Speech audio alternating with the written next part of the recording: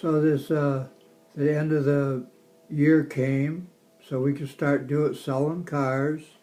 And I said, well, I sure got to go back to my tactics that I used that was successful through the years. So immediately I'm sitting in there waiting for customers and trying to figure out how to get out some handbills. And the guy walked in, and his name was Gene Reeder.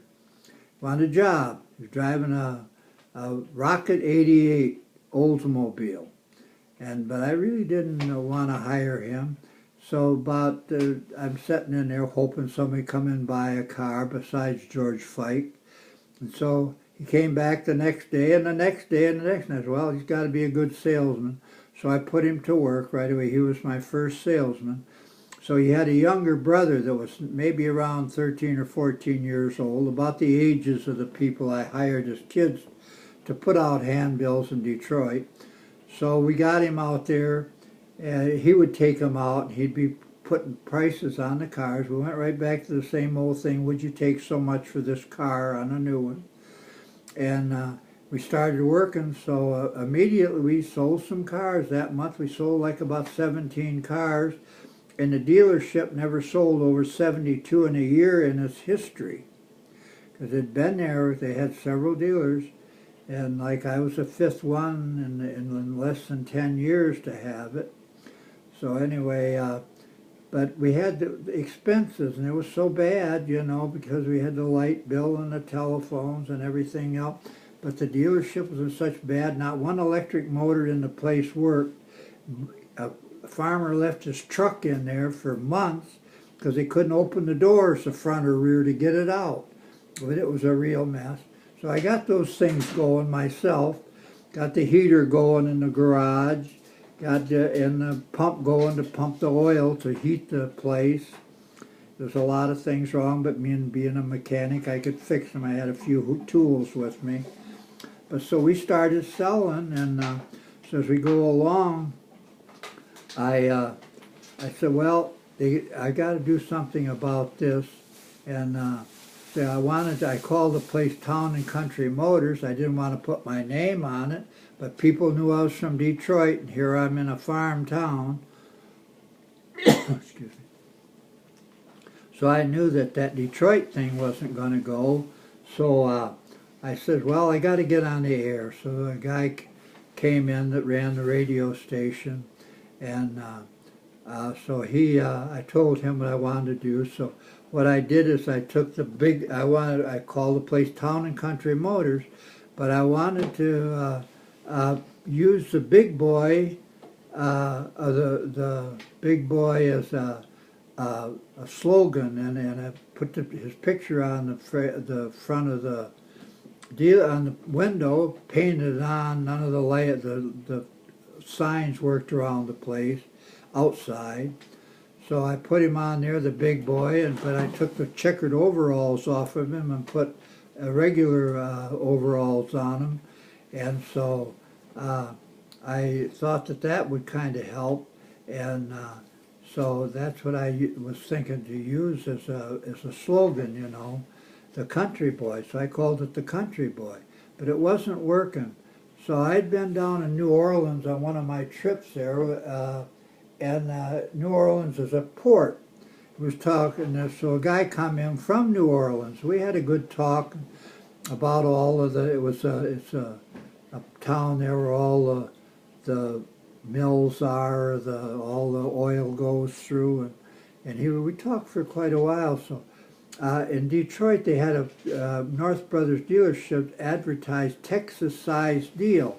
And I always liked that slogan. That means it's a good deal, a big deal that you got. So that day he stuck his head in. He was taller than the door in my office, and he said, "Hi, Tex," because they were talking about Texas. He wanted me to remind me that we were talking about Texas. It struck me like a darn ton of bricks. I remember North Brothers, and why this big boy isn't working, or this country boy isn't working. So I called Dick Pomeroy, who ran the radio station. I said, come down, I got it right now. So I said, we're going to have this a Texas size deal. So we started going by Tex, see Tex. So I got on the radio 13 times a day for several years, in our handbills and our letters. And we'd go out and hand cards out, have business cards to people. We kept covering. So that first year we sold over 100 cars. And so all of a sudden now we're a hero with Ford, because the dealership came to life. And it wasn't broke in 20 and 90 days like it had been doing. It was closed more and it was open for years. So we got it going.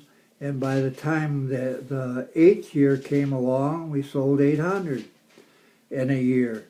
So it went from a 72 car a year dealership to that. So then one of Jake Wardwell's buddies come in. He wants to buy the dealership, because we always was short of money. We didn't have the money to do the volume that we did.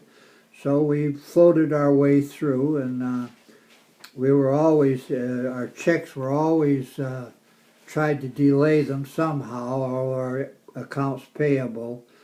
But anyway, this big shot came out. You like this, I like this. And he says to me, he says, well, you're undercapitalized. You can't keep this. I said, do whatever you want to do. I says, if you want to take it over legally, I said, go ahead. And so then he knew that I meant business. I wasn't going to tolerate it. I was hoping to sue him or somebody, because they got the best of me. So anyway, I got the dealership, and then we got going, and the Texas worked. But so one morning, and I woke up, I went in the dealership.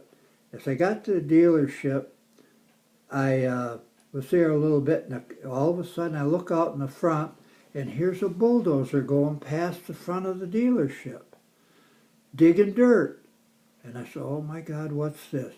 And so they were putting in a new highway in front of the dealership, and it was 5 miles to get in our back door. I says, oh my God, what are we going to do now? I'd been in there 8 years and got it going. And I was really, we were way above. We had 400% or 500% of Chevrolet, and Ford never beat Chevrolet in those days.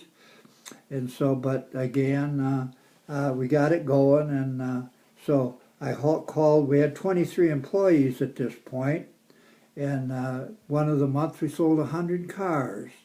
So we were winners in that Texas-sized deal, and our would you takes and our letters and the personal contacts, and I had about 3 salesmen at that point when things were going good for us. So I called all the 23 employees into the showroom, and I said, there goes all of our jobs. So I stayed there for a year and sold 13 new cars in a year. It was 5 miles to get in my back door, and the sand was blowing. We were on the east side of the road, and the Lake Michigan on the opposite side. The wind blowing off the lake all day for that year, blowing that sand. Sand blasted the cars, and so I went broke in at that time. I was there for that year, but they didn't open it for another year.